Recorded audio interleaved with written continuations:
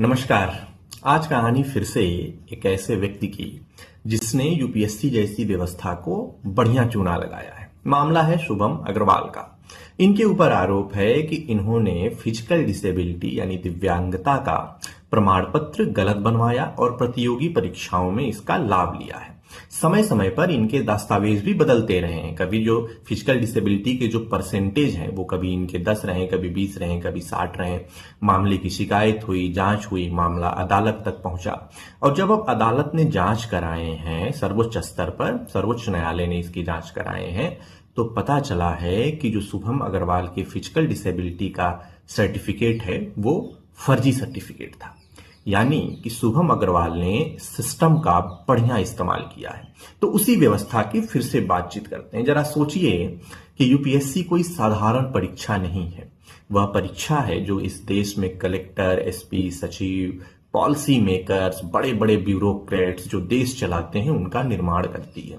और इसी परीक्षा में एक उम्मीदवार फिजिकल डिसेबिलिटी का फर्जी दस्तावेज बनाकर घुस जाता है और वर्षों तक ये सिस्टम उसका कुछ नहीं कर पाता है। अगर ये मामला सुप्रीम कोर्ट नहीं जाता, सुप्रीम कोर्ट इसकी जांच नहीं कराती, तो शायद विभागीय स्तर पर ऐसी कोई कार्रवाई नहीं होने वाली थी। तो आखिर इतना सिस्टम कमजोर कैसे हो गया, इतना भ्रष्ट कैसे हो गया कि लोग इस तरीके के फर्जी दस्तावेज बनाकर यूपीएससी जैसी परीक्षा में सिलेक्शन ले ले रहे हैं।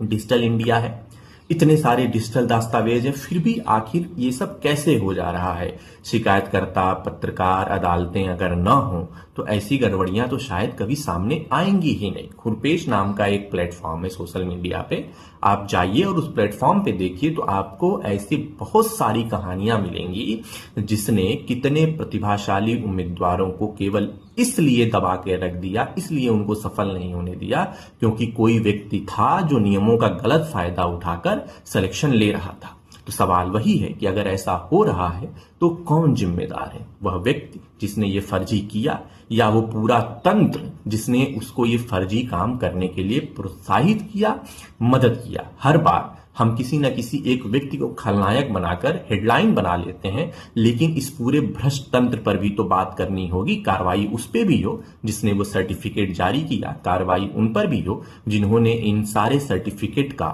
जब हम जाते हैं तो जो वेरिफिकेशन होता है वो वेरिफिकेशन किया। अगर वो सत्यापन करने वाला व्यक्ति भी अगर कार्रवाई के दायरे में नहीं आएगा तो ऐसी प्रक्रिया आने वाले समय में रुकने वाली नहीं है। जय हिंद, जय भारत, जय लोकतंत्र।